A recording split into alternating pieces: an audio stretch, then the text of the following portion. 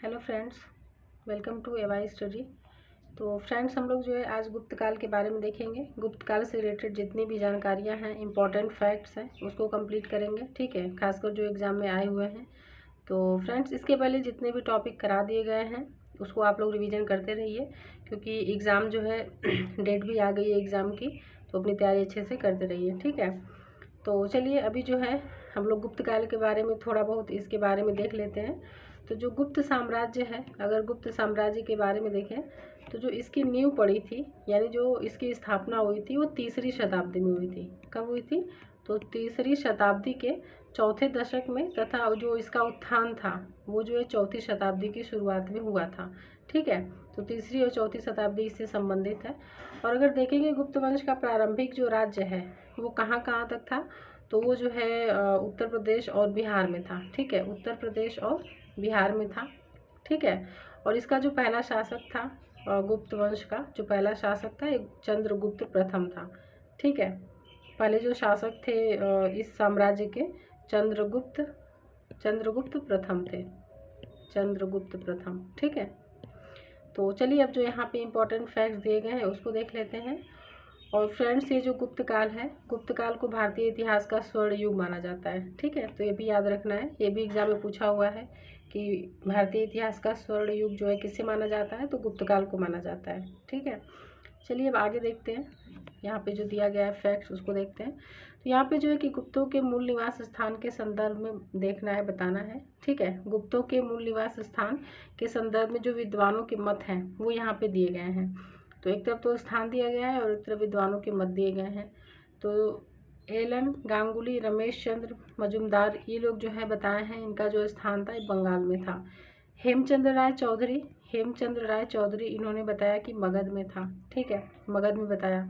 और RS गोयल ने जो है पूर्वी उत्तर प्रदेश में बताया है। ठीक है, तो कभी कभी ये सब भी मिलान करने के लिए आ जाते हैं, तो इस वजह से ये इम्पोर्टेंट हो जाता है।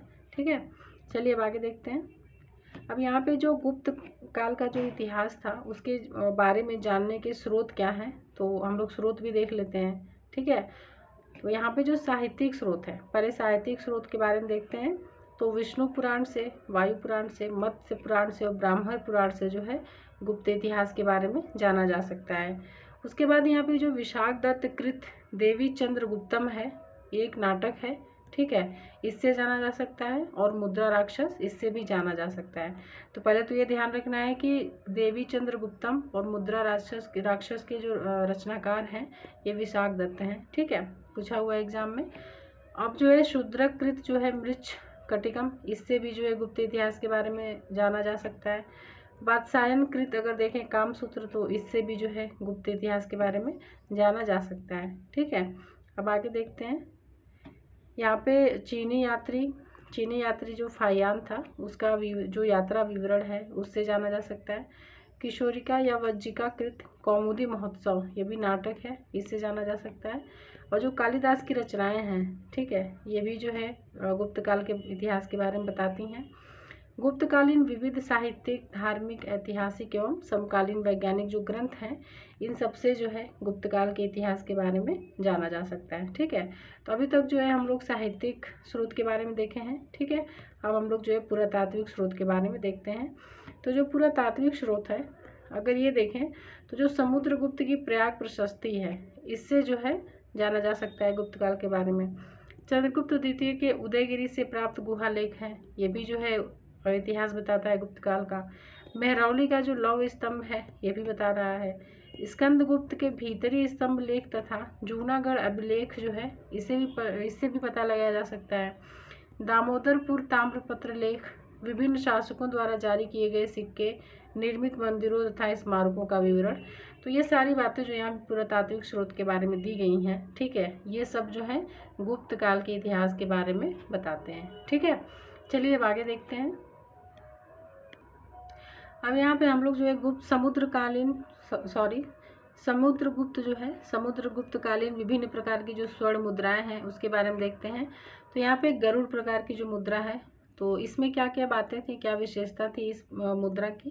तो इसमें जो है अलंकृत राजा की आकृति, गरुड़ ध्वज तथा पृष्ठ भाग पर सिंहासनासीन देवी के साथ पराक्रम अंकित है। ठीक है, तो गरुड़ प्रकार की जो मुद्रा थी उसकी विशेषता बता दी गई है। अब जो है धनुर्धारी प्रकार की जो मुद्रा है उसकी विशेषता देखते हैं। तो राजा धनुष बाण धारण किए हुए पृष्ठभाग पर सिंह वाहिनी देवी के साथ अप्रतिरथ उपाधि अंकित है। ठीक है, तो ये जो है समुद्र गुप्तकालीन विभिन्न प्रकार के स्वर्ण मुद्राएं हैं, गरुड़ प्रकार, धनुर्धारी प्रकार। अब आ गया परशु प्रकार। तो इसमें परशु धारण किए हुए पृष्ठभाग पर देवी की आकृति तथा कृतांत परशु उपाधि अंकित है। ठीक है, अब आगे देखते हैं। आगे आ गया अश्वमेध प्रकार। ठीक है, अश्वमेध प्रकार। तो इसमें जो है अगर देखें, यज्ञ यूप में बंधे हुए घोड़े का चित्र, पृष्ठभाग पर राजमहिषी दत्त देवी की आकृति के साथ अश्वमेध पराक्रम अंकित है। व्याघ्र हनन प्रकार की जो मुद्रा है ये है धनुष बाण से व्याघ्र का आखेट करते हुए राजा का चित्र, व्याघ्र पराक्रम उपाधि अंकित है। पृष्ठभाग पर मकर वाहिनी गंगा की आकृति के साथ राजा समुद्रगुप्त उत्कीर्ण है। ठीक है, व्याघ्र हनन प्रकार का जो मुद्रा है तो ये हो गया। अब आगे देखते हैं वीणा वादन प्रकार। ठीक है, वीणा वादन प्रकार की जो मुद्रा है तो वीणा वादन प्रकार, इसमें वीणा बजाते हुए राजा की आकृति तथा महाराजाधिराज श्री समुद्रगुप्त उत्कीर्ण है। तो देखिए यहाँ पे महाराजाधिराज उपाधि दी गई है, उपाधि के बारे में बात कर रहा है। ठीक है, महाराजाधिराज श्री समुद्रगुप्त उत्कीर्ण है। पृष्ठभाग पर लक्ष्मी की आकृति है। ठीक है, लक्ष्मी की आकृति है। तो ये तो मुद्रा के बारे में हो गया। अब देखते हैं यहाँ पे प्रयाग प्रशस्ति में वर्णित प्रशासनिक पदाधिकारियों के जो नाम हैं उसके बारे में देखते हैं। कहाँ पे ये वर्णित है, तो प्रयाग प्रशस्ति में। संधि विग्रहक जो था, संधि विग्रहक ये संधि व युद्ध का मंत्री होता था, संधि विग्रहक। खाद्यट पाकिक जो है ये राजकीय भोजनालय का अध्यक्ष होता था, खाद्यट पाकिक। और यहाँ पे कुमारा मात्य जो दिया गया है ये उच्च श्रेणी के प्रशासनिक अधिकारी होता था। और महादंडनायक जो है ये पुलिस विभाग का प्रधान अधिकारी होता था। तो फ्रेंड्स ये जो है कूट में आ सकता है, कूट में भी पूछ सकता है, मिलान करने के लिए दे सकता है कि कौन जो है किससे संबंधित है। ठीक है, तो ये जो है इम्पोर्टेंट हो जाता है। आगे देखते हैं। अब यहाँ पे है कि गुप्त शासक जो है समुद्रगुप्त, इनकी उपाधियाँ दी गई हैं। ये अपने समय के महान शासक हैं। ठीक है, तो इनकी जो देखिए कितनी सारी उपाधियाँ यहाँ पे लिखी गई हैं और इसमें से कई सारी जो है पूछा हुआ है एग्जाम में। तो चलिए देख लेते हैं सारी उपाधियों के बारे में। पराक्रम, व्याघ्र पराक्रमः, अप्रतिरथ, कविराज, कविराज, परम भागवत, भारत का नेपोलियन। ये पूछा हुआ है कि भारत का नेपोलियन किसे कहते हैं, तो समुद्रगुप्त को कहते हैं। कविराज की उपाधि भी पूछी हुई है एग्जाम में। सर्वराजोच्छेता, थोड़ा टफ है नाम ये। ठीक है, तो ये भी इनकी उपाधि है। पृथ्व्या प्रथम वीर, ये भी उपाधि है। लिच्छवी दौहित्र, ये भी इनकी उपाधि है। चंद्र प्रकाश, धर्म प्राचीर बंधा, धरणी बंधा। तो देख सकते हैं यहाँ पे कितनी सारी उपाधियाँ जो है चंद्रगुप्त के बारे में दी गई हैं। तो इसमें से क्या पता कौन सा आ जाए एग्जाम में, तो सारे जो है सारे की जानकारी आपको रखनी होगी। ठीक है, चलिए अब आगे देखते हैं। अब यहाँ पे जो है समुद्रगुप्त द्वारा विजित जो प्रदेश या राज्य थे उसके बारे में दिया गया है। ठीक है, समुद्रगुप्त द्वारा विजित प्रदेश, तो आर्यावर्त यानी कि उत्तर प्रदेश की विजय अगर देखें तो इसके बारे में देखते हैं। उत्तर भारतीय राज्य यहाँ पे दिया गया है, शासक और वर्तमान स्थिति क्या है उसकी ये बताया गया है। ठीक है, तो उत्तर भारतीय राज्य में अगर देखें यहाँ पे जो पहला राज्य है ये है अयच्छत्र और इसके जो राजा थे ये अच्युत थे। ठीक है, ये जो है बरेली पश्चिमी उत्तर प्रदेश में इसकी जो है वर्तमान स्थिति है। ठीक है, अब देखते हैं ग्वालियर। तो जो ग्वालियर है यहाँ के जो शासक थे ये नागसेन थे और वर्तमान स्थिति जो है ये ग्वालियर मध्य प्रदेश में स्थित है। मथुरा या दोआब क्षेत्र जो था वहाँ के शासक गणपति नाग थे। मथुरा यानी उत्तर प्रदेश में स्थित है ये, वर्तमान स्थिति जो है इसकी। पूर्वी पंजाब जो राज्य था अगर वहाँ के शासक देखें तो कोत कुनलज और ये जो इसकी वर्तमान स्थिति यही है बुलंदशहर उत्तर प्रदेश हरियाणा में। ठीक है, आगे देखते हैं। अब यहाँ पे कौशाम्बी आ गया। ठीक है, कौशाम्बी को देखते हैं। तो कौशाम्बी की जो वहाँ का राजा था ये महावंशीय शासक रुद्रदेव था, रुद्रदेव। और वर्तमान स्थिति इसकी जो है ये है प्रयाग क्षेत्र। बांकुड़ा अगर देखें तो यहाँ का जो राजा था चंद्रवर्मा और वर्तमान स्थिति बंगाल क्षेत्र है। उत्तर प्रदेश क्षेत्र यहाँ का जो राजा था मातिल उत्तर भारत का जो क्षेत्र है वर्तमान स्थिति उसकी यहाँ पे है। मध्य भारत में अगर देखें तो यहाँ का जो राजा था नागवंशीय बलवर्मा, ठीक है, बलवर्मा। मध्य प्रदेश राज्य क्षेत्र इसकी वर्तमान स्थिति है। आगे देखते हैं, मथुरा राज्य क्षेत्र जो है ये नागवंशी नागदत्त जो है यहाँ का राजा था और ये उत्तर प्रदेश दोआब क्षेत्र में स्थित है, इसकी जो वर्तमान स्थिति है। ठीक है, चलिए अब आगे देखते हैं, आगे का जो फैक्ट है उसको देखते हैं। अब जो दक्षिणावर्त है यानी जो दक्षिण भारत की विजय हुई थी उसके बारे में देखते हैं। दक्षिणावर्त, दक्षिण भारत की विजय। और फ्रेंड्स यहाँ पे वही जानकारियाँ दी गई हैं, वही बातें यहाँ पे लिया गया है, यहाँ पे फैक्ट वही दिए गए हैं जो कि आपके एग्ज़ाम के लिए काफ़ी इम्पॉर्टेंट है। ठीक है, कुछ भी नहीं कि कहीं से कुछ भी ला के यहाँ पे पढ़ा दिया गया है, नहीं, इसमें वही बताया जा रहा है जो कि काफ़ी इम्पॉर्टेंट है, जिससे आप रिविज़न कर लें अगर 2-3 बार तो आपके एग्ज़ाम में जो है यहाँ से काफ़ी चीज़ें क्लियर हो जाएंगी। ठीक है, काफ़ी चीज़ें एग्ज़ाम में पूछी जाएंगी यहाँ से। तो अगर दक्षिणावर्त देखें दक्षिण भारत की विजय के बारे में, तो जो दक्षिण भारतीय राज्य है उसको देखते हैं, फिर उसका शासक देखते हैं और वर्तमान स्थिति देखते हैं। तो कोशल राज्य जो था यहाँ का शासक महेंद्र था और वर्तमान स्थिति दक्षिण कोशल छत्तीसगढ़ थी। कौरल राज्य था, कौरल राज्य का शासक मंटराज था, आंध्र प्रदेश के गोदावरी क्षेत्र में स्थिति है इसकी। कोट्टूर राज्य जो है ये स्वामीदत्त शासक था, उड़ीसा के गंजाम जिले में। कांची राज्य अगर देखें तो यहाँ का जो शासक था ये विष्णुगुप्त था। ठीक है, और ये जो है कांची क्षेत्र तमिलनाडु, इसकी वर्तमान स्थिति दी गई है। ठीक है, आगे देखते हैं। अब यहाँ पे है देवराष्ट्र। देवराष्ट्र जो है ये कुबेर यहाँ का राजा था और विशाखापत्तनम आंध्र प्रदेश इसकी जो है वर्तमान स्थिति है। वेंगी राज्य अगर देखें तो इसका जो राजा था या शासक था हस्तिवर्मन था और गोदावरी व कृष्ण के दोआब क्षेत्र में इसकी स्थिति थी। ठीक है, पिष्टपुर अगर देखें तो यहाँ का जो शासक था महेंद्रगिरी था और पूर्वी गोदावरी आंध्र प्रदेश में इसकी स्थिति थी। एरंडपल्ली जो है राज्य, यहाँ का जो शासक था दमन था और विशाखापत्तनम जो है इसकी वर्तमान स्थिति थी। अविमुक्त राज्य अगर देखें तो यहाँ का राजा नीलराज, अनंतपुर जिला आंध्र प्रदेश स्थिति थी इसकी। पालक राज्य जो है यहाँ का राजा था उग्रसेन। ठीक है, ये जो है नेल्लौर, विशाखापत्तनम और आंध्र प्रदेश में इसकी वर्तमान स्थिति बताई गई है। ठीक है, अब यहाँ पे आ गया महाकंतार। महाकंतार राज्य जो है यहाँ का शासक था व्याघ्रराज और बस्तर का अरण्य जो क्षेत्र है ये इसकी वर्तमान स्थिति है। कुस्थलपुर अगर देखें तो यहाँ का जो राजा था धनंजय, उत्तरी अर्काट कर्नाटक क्षेत्र इसकी वर्तमान स्थिति है। ठीक है, तो ये हो गया। अब चलते हैं आगे वाला जो टॉपिक है उसको देखते हैं। अब यहाँ पे है कि समुद्रगुप्त द्वारा विजित राजतंत्र, उत्तरी तथा उत्तरी पूर्वी सीमा क्षेत्र। ठीक है, तो एक तरफ राज्य या प्रदेश दिया गया है, एक तरफ वर्तमान स्थिति दी गई है। तो समतल ये जो है पूर्वी बंगाल यानी बांग्लादेश के समुद्र तटीय क्षेत्र था। ठीक है, समतल। कामरूप अगर देखें तो आधुनिक असम का केंद्रीय भाग जो है इसको जो है विजित किया गया था समुद्रगुप्त के द्वारा। डबाक जो है ये असम के नवगांव जिले में स्थित है, डबोक है। कर्तरीपुर अगर देखें तो कुमायूं, गढ़वाल तथा रुहेलखंड का प्राचीन कतुरिया राज प्रदेश है। ठीक है, वहाँ पे स्थित है, इसकी वर्तमान स्थिति जो है। और नेपाल देखें तो नेपाल तो यहाँ पे जो है ये आधुनिक नेपाल लिच्छवी राजवंश का शासन था यहाँ पे। ठीक है, अब यहाँ पे देखते हैं हम लोग आगे समुद्रगुप्त द्वारा जो विजित गणतंत्र है, विजित गणतंत्र है उसके बारे में देखते हैं। पश्चिमी सीमा का स्थित, तो एक तरफ राज्य प्रदेश वर्तमान स्थिति, तो मालव जो है मालव राज्य था, इसकी जो वर्तमान स्थिति है मंदसौर में, टोंक, मेवाड़, दक्षिणी पूर्वी राजस्थान में है। अर्जुनायन जो है इसकी वर्तमान स्थिति दिल्ली, जयपुर, आगरा। प्रार्जुन जो है इसकी वर्तमान स्थिति मध्य प्रदेश के नरसिंहपुर में स्थित है।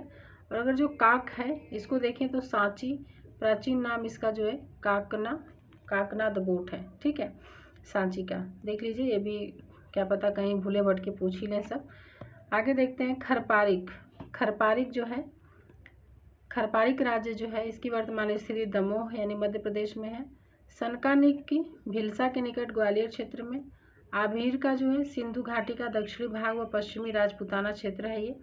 अगर मद्रक राज्य देखें तो ये रावी चिनाब के मध्य का क्षेत्र है, इसकी राजधानी जो है शाकल यानी सियालकोट थी। ठीक है, अब देखते हैं आगे यौधेय के बारे में। तो जो यौधेय है, यौधेय इसकी वर्तमान स्थिति अगर देखें तो जोहियाबार, सतलज, पंजाब, यौधेय सिक्कों के सांचे बड़ी संख्या में प्राप्त हुए यहाँ से। ठीक है, तो ये जो है यहाँ पे जो दिया गया था ये कंप्लीट हो गया है। ठीक है, चलिए अब आगे देखते हैं। यहाँ पे रामगुप्त जो है उनके बारे में देखते हैं। 2 लाइन इंपॉर्टेंट बातें थी। जो ये जो है समुद्रगुप्त के पुत्र थे। ठीक है, समुद्रगुप्त के कितने पुत्र थे? तो 2, रामगुप्त और चंद्रगुप्त द्वितीय थे। समुद्रगुप्त के पश्चात गुप्त वंश के सिंहासन पर कौन आसीन हुआ था? तो उनके जो ज्येष्ठ पुत्र थे रामगुप्त, ये आसीन हुए थे।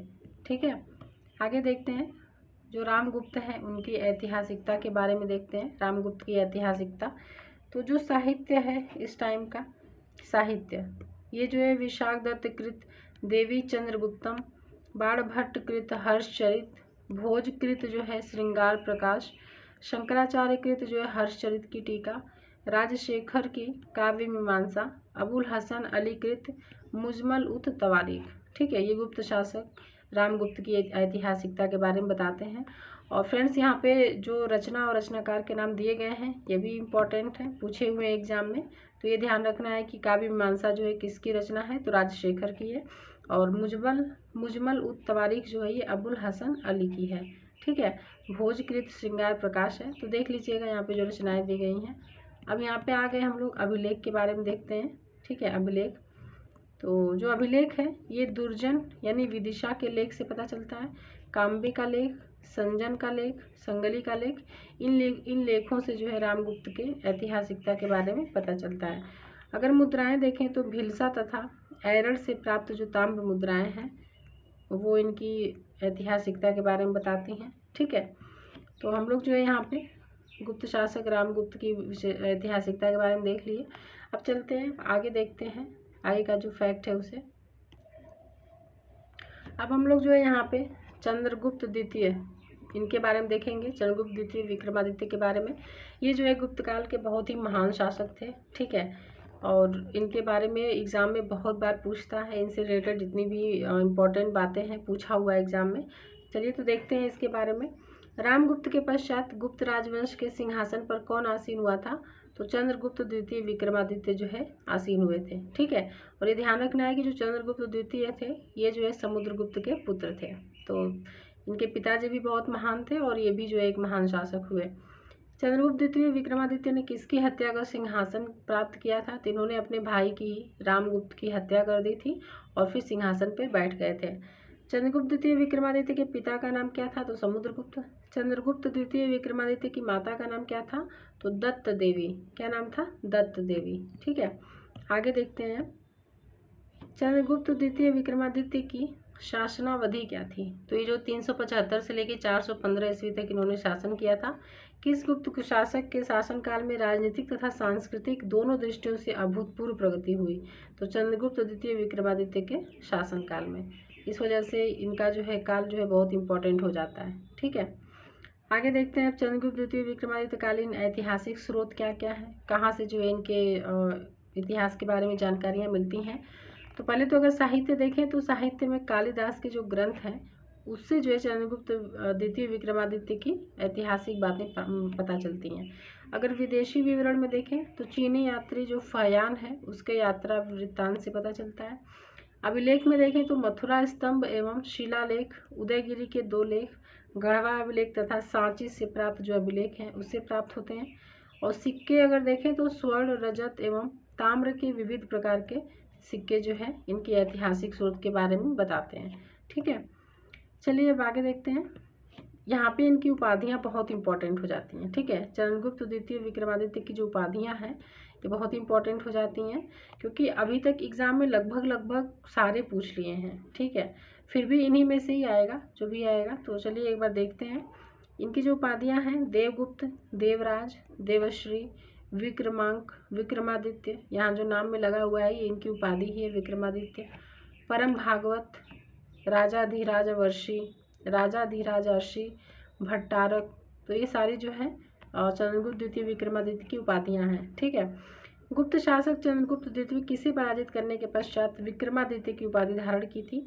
तो शकों को पराजित करने के पश्चात जो है इन्होंने विक्रमादित्य की उपाधियाँ धारण की थी। ठीक है, विक्रमादित्य की उपाधि धारण की थी। चलिए अब आगे देखते हैं। अब यहाँ पे जो है हम लोग चंद्रगुप्त द्वितीय के सामंत व पदाधिकारी के बारे में देखते हैं। इनके कौन कौन लोग सामंत थे और पदाधिकारी कौन थे। तो वीरसेन जो शैव है, वीरसेन शैव, इन्होंने इनको संधि विग्राहक, युद्ध शांति व विदेशी मंत्री व प्रधान सचिव थे। वीरसेन शैव जो है ये संधि विग्राहक थे। संधि विग्राहक किसे बोलते हैं?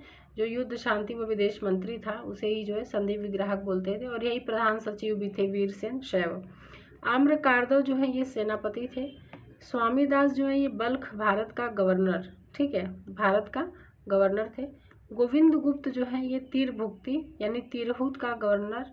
बसाड़ वैशाली से गोविंद गुप्त अंकित मुद्रा प्राप्त हुई है, ठीक है। आगे देखते हैं। सनकानिक महाराज जो है, सनकानिक महाराज ये जो है पूर्वी मालवा का गवर्नर। विश्वामित्र स्वामी ये बेसनगर से इस सामंत की मुद्रा प्राप्त हुई है, विश्वामित्र स्वामी की। शिखर स्वामी जो है ये मंत्री थे। कदम्ब दंड अभिलेख में इनका उल्लेख है, कदम दंड अभिलेख में उल्लेख है। त्रिकाल जो है ये 383 ईस्वी में गया अभिलेख में उल्लेख है इनका, त्रिकाल का। मेहरौली लेख के अनुसार किस गुप्त शासक ने विष्णुपद पर्वत पर विष्णु ध्वज की स्थापना करवाई थी? तो चंद्रगुप्त द्वितीय विक्रमादित्य ने, ठीक है। आगे देखते हैं। चंद्रगुप्त द्वितीय विक्रमादित्य के शासनकाल में शिक्षा यानी विद्या के प्रमुख केंद्र कौन थे? तो पाटलिपुत्र तथा उज्जैनी, ये दोनों जो है चंद्रगुप्त द्वितीय के शासनकाल में शिक्षा के प्रमुख केंद्र थे। किस गुप्त शासक के दरबार में 9 विद्वानों की परिषद या 9 रत्न निवास करते थे? तो चंद्रगुप्त द्वितीय विक्रमादित्य के दरबार में, कई बार पूछा हुआ एग्जाम में, ठीक है। आगे देखते हैं। अब हम लोग यहाँ पे जो चंद्रगुप्त द्वितीय के जो 9 रत्न हैं उनके बारे में देख लेते हैं। उनके नाम, विद्वान कौन थे और उनके विशेष बातें क्या हैं और रचनाएं क्या क्या हैं, ठीक है। तो जो कालिदास हैं कवि कुल गुरु थे, ठीक है, प्रसिद्ध नाटककार थे। भारत के विलियम शेक्सपियर इनको बोला जाता है, भारत के विलियम शेक्सपियर इनको बोला जाता है, ठीक है। इनकी जो रचनाएं हैं तो अभिज्ञान शाकुंतलम, रघुवंशम, मेघदूतम, मालविकाग्निमित्रम, विक्रमोर्वशीयम, ऋतु संहारम, कुमार संभवम, तो ये सारी जो रचनाएं हैं कालिदास की हैं, ठीक है। इसमें से बहुत सारे पूछे गए एग्जाम में, तो अच्छे से इसको याद कर लीजिएगा। अब आगे देखते हैं। वराहमिहिर, वराहमिहिर नवरत्नों में शामिल थे। इनके ये जो एक खगोल विज्ञानी थे एवं ज्योतिषी, फलित ज्योतिष के प्रणेता थे, ये फलित ज्योतिष के प्रणेता थे। वास्तु विद्या के महान आचार्य थे। इनकी रचनाएं देखें तो वृहत जातक, वृहत संहिता, ये पूछा हुआ है कई बार, लघु जातक, पंच सिद्धांतिका, ये सब जो है वराहमिहिर की रचनाएं हैं। धन्वंतरी देखें तो ये जो है शल्य चिकित्सा के प्रवर्तक थे, ठीक है, शल्य चिकित्सा के प्रवर्तक थे। अब आगे देखते हैं। जो चौथे नवरत्न थे इनका नाम है वेताल भट्ट। तो ये जो है एक विद्वान कथाकार थे। इनकी जो रचना है वेताल पंच विशलिका है। घटकर्पर जो है ये कूटनीतिज्ञ थे, मूर्ति कला एवं वास्तुशास्त्र के विशेषज्ञ थे, ठीक है। और अब आगे अमर सिंह। तो अमर सिंह जो एक प्रसिद्ध कोशाकार थे, प्रसिद्ध कोशाकार थे। अमरकोश शब्दावली जो है इनकी रचना है, अमरकोश शब्दावली। अब देखते हैं जो वर रुचि हैं, वर रुचि ये प्रसिद्ध व्याकरण थे, प्रसिद्ध व्याकरण। इनकी जो रचनाएं हैं पत्र कौमुदी, विधा सुंदर। छपड़क जो है, छपड़क ये जो है फलित ज्योतिष के विशेषज्ञ थे, और इनकी जो रचना है ये है द्वात्रिशंत्युत्रलिका, ठीक है। तो ये रचना है इनकी। और शंकु जो है ये लास्ट है, ये नवरत्नों में 9वें नंबर पे जो है ये प्रसिद्ध वास्तुकार थे, ठीक है। तो ये जो है टोटल हम लोग जो नवरत्न थे चंद्रगुप्त द्वितीय के दरबार में, उसके नाम हम लोग देख लिए यहाँ पे, ठीक है। तो फ्रेंड्स ये जो है अभी इतनी चीज़ें आज रहने देते हैं। बाकी का जो फैक्ट है, बाकी की जो बातें हैं इम्पोर्टेंट जो यहाँ पे दिए गए हैं, उसको हम लोग नेक्स्ट वीडियो में करेंगे, क्योंकि वीडियो फिर बहुत लंबी हो जाएगी। इससे क्या है कि सेकेंड पार्ट में हो जाएगा वो, ठीक है। तो चलिए फ्रेंड्स, फिर अच्छे से अपना पढ़ते रहिए, रिवीजन करते रहिए, क्योंकि अब जो है जुलाई शुरू हो गया है। तो जुलाई अगस्त सितंबर ज़्यादा टाइम नहीं लगेगा, ठीक है। तो अपना जो है अपनी तैयारी अच्छे से करते रहिए, जितना ज़्यादा हो सके प्रीवियस ईयर के क्वेश्चन वगैरह देखते रहिए, टेस्ट सीरीज वगैरह लगाना शुरू कर दीजिए। और बाकी जो यहाँ पे आपको कराई जा रही है एक रिवीजन सीरीज है, ये अभी एंशिएंट हिस्ट्री की है, ये ख़त्म हो जाएगी, उसके बाद मेडुअल शुरू हो जाएगा, ठीक है। तो ये जल्दी से करा दिया जाएगा। और आप जो है अगर चैनल पर नए हैं तो सब्सक्राइब कर लीजिए, और आप नीचे जो है डिस्क्रिप्शन बॉक्स में टेलीग्राम चैनल का लिंक दिया गया है, उसे भी आप ज्वाइन कर लीजिए। वहाँ पे आपको जो है बहुत सारी जानकारियाँ साझा की जाती हैं। ठीक है, तो चलिए फ्रेंड्स, मिलते हैं फिर नेक्स्ट सीरीज़ में। ध्यान रखिए, पढ़ते रहिए। Thank you.